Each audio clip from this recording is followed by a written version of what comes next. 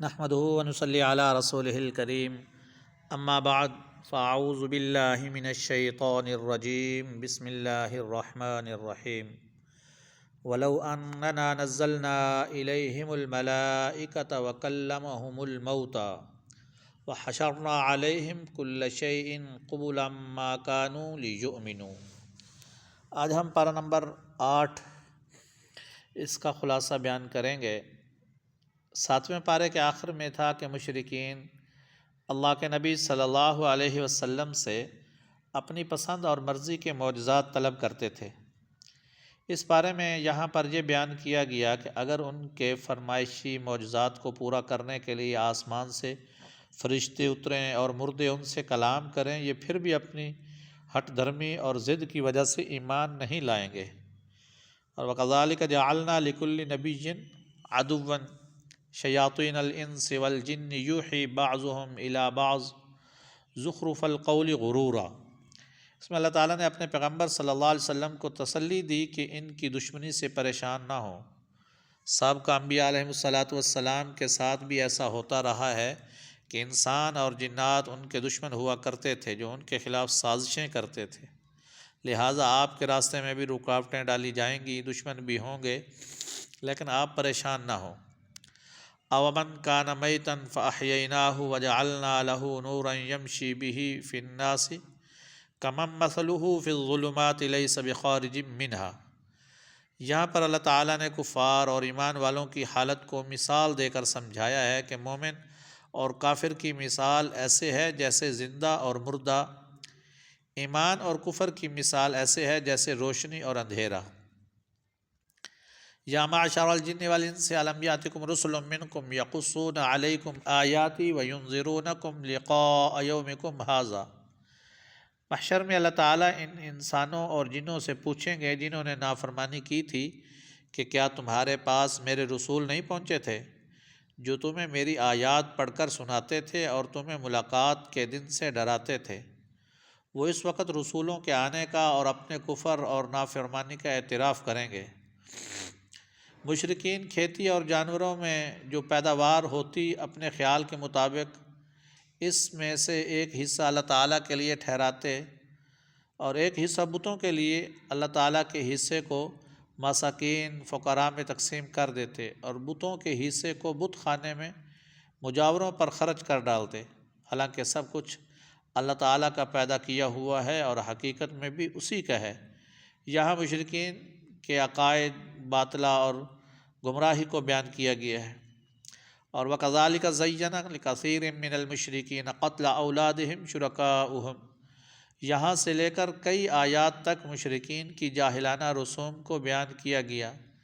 ان میں سے چند ایک یہ ہیں کہ بیٹیوں کو قتل کرنا، اگر یہ بیٹیاں نہ ہوتیں تو یہ کیسے پیدا ہوتے، آگے اولاد کیسے چلتی۔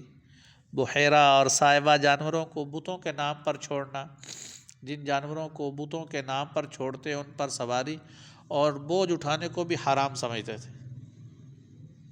بعض جانوروں کا دودھ مردوں کے لیے حلال اور عورتوں کے لیے حرام سمجھتے تھے۔ مشرکین اللہ تعالیٰ نے 8 قسم کے حلال جانور بھیڑ، بکری، اونٹ، گائے، بھینس، نر اور مادہ کا ذکر کیا، لیکن مشرکین نے اپنی طرف سے کچھ مخصوص جانوروں کو حرام ٹھہرایا تھا۔ ان کی تردید کرتے ہوئے فرمایا کہ ان کی تحریم اللہ تعالیٰ نے کی ہے۔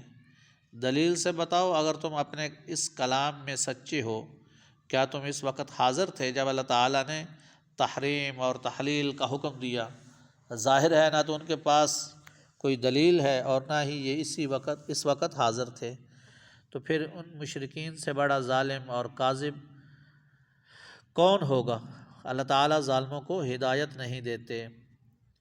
پھر اسی طرح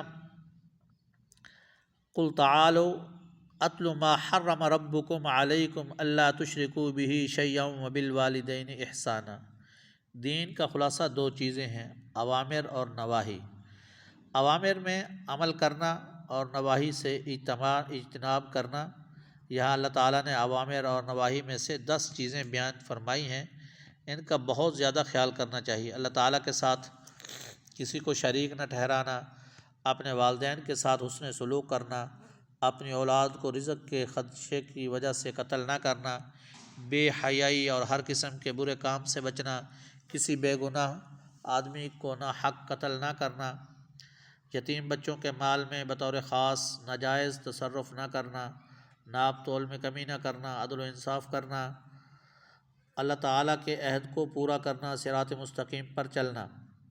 اور ومن جاء بالحسنۃ فلہ عشر امثالھا ومن جاء بالسیئۃ فلا یجزی الا مثلھا۔ اللہ تعالیٰ کی ذات کتنی کریم اور رحیم ہے کہ انسان جب نیکی کا صرف ارادہ کرتا ہے تو اس کے نامہ اعمال میں ایک نیکی لکھ دی جاتی ہے، اور اگر گناہ کا ارادہ کرے تو گناہ لکھا نہیں جاتا جب تک گناہ کر نہ لے، اور اگر وہ گناہ کر لے تو صرف ایک گناہ لکھا جاتا ہے۔ نیکی کا ارادہ کرے تو نیکی لکھ دی جاتی ہے، اور نیکی کر لینے پر 10 گنا بڑھا کر نیکیاں ملتی ہیں، اور گناہ فرمایا صرف ایک ہی لکھا جاتا ہے، اور جب اس وقت لکھا جاتا ہے جب گناہ سرزد ہو جائے۔ اور قل ان صلاتی و نسکی و محیاج و مماتی للہ رب العالمین۔ سورہ انعام کے آخر میں اللہ تعالیٰ فرماتے ہیں کہ اے میرے نبی کہہ دیجئے کہ میری نماز، میری قربانی، میری زندگی اور میری موت اللہ کے لیے ہے۔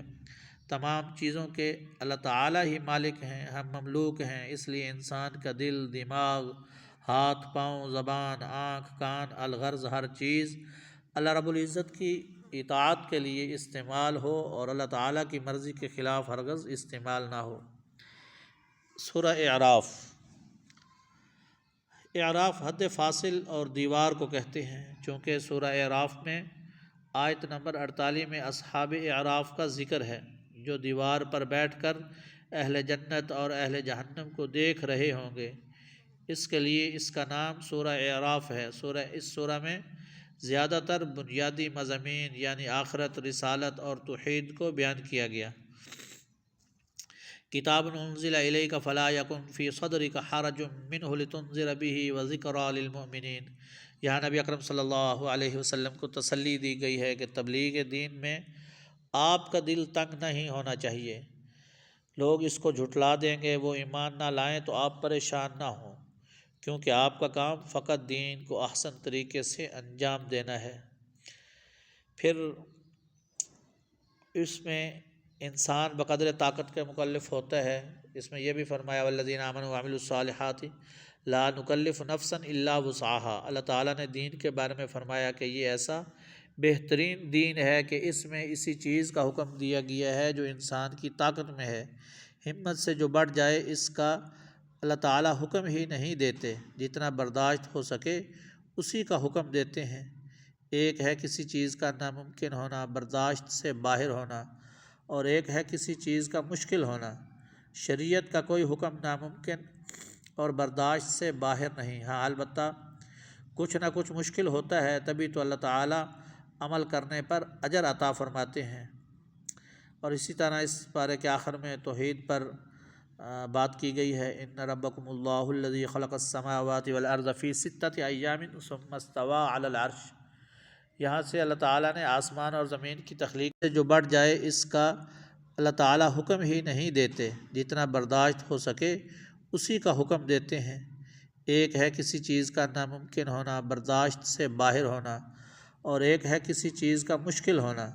شریعت کا کوئی حکم ناممکن اور برداشت سے باہر نہیں، ہاں البتہ کچھ نہ کچھ مشکل ہوتا ہے، تبھی تو اللہ تعالیٰ عمل کرنے پر اجر عطا فرماتے ہیں۔ اور اسی طرح اس پارے کے آخر میں توحید پر بات کی گئی ہے، ان ربکم اللہ الذی خلق السماوات والارض فی 6 ایام ثم استوی علی العرش۔ یہاں سے اللہ تعالیٰ نے آسمان اور زمین کی تخلیق کا ذکر کیا کہ 7 آسمان بنائے، کسی آسمان کے نیچے ستون نہیں ہے، ایک چھوٹی سی چھت بغیر سہارے کے کھڑی نہیں ہوتی، مگر اللہ تعالیٰ کی طاقت، قدرت تو دیکھیں کہ اس قدر مطلق 7 آسمان بغیر ستون کے پیدا فرمائے ہیں۔ پھر عرش کے وسعت کا ذکر فرمایا، اور عرش بھی بغیر سہارے اور ستونوں کے ہے۔ پھر اللہ تعالیٰ نے سورج اور چاند کی تخلیق بتائی کہ سورج کیسے پیدا فرمایا، چاند کیسے پیدا فرمایا، یہ کتنی بڑی مخلوقات ہیں اللہ تعالیٰ نے اپنی قدرت اور طاقت سے پیدا فرمایا، اور پھر اسی نظام کو اللہ پاک چلا رہے۔ لقد ارسلنا نوحا الی قومہ فقال یا قوم اعبدوا اللہ ما لکم من الہ غیرہ۔ یہاں سے لے کر پارے کے آخر تک اللہ تعالیٰ نے 5 انبیاء علیہ السلام اور ان کی امتوں کے قصے بیان فرمائے۔ ان قصوں کے بیان کرنے سے ایک تو یہ بتانا مقصود ہے کہ تمام انبیاء علیہ السلام اصول میں متفق ہیں، تمام انبیاء نے اللہ کی توحید کی دعوت دی۔ دوسرا مقصد خاتم الانبیاء صلی اللہ علیہ وسلم کو تسلی دینا ہے کہ مخالفین کی تکلیف پر دل برداشتہ نہ ہو، کیونکہ سابقہ انبیاء علیہ السلام کے ساتھ ان کی قوموں نے بھی ایسا ہی کیا تھا۔ ان انبیاء کے اسماء مبارکہ یہ ہیں: حضرت نوح علیہ السلام، ہود علیہ السلام، صالح علیہ السلام، حضرت لوط اور حضرت شعیب علیہ السلام۔ تو دعا ہے کہ اللہ تعالیٰ ہمیں شرک سے بچنے اور توحید پر قائم رہنے کی توفیق عطا فرمائے، بری عادات سے بچنے کی اور اچھی عادات اختیار کرنے کی توفیق عطا فرمائے، اہل باطل سے دور رہنے اور اہل حق کے ساتھ چلنے کی توفیق عطا فرمائے۔ وآخر دعوانا ان الحمد للہ رب العالمین۔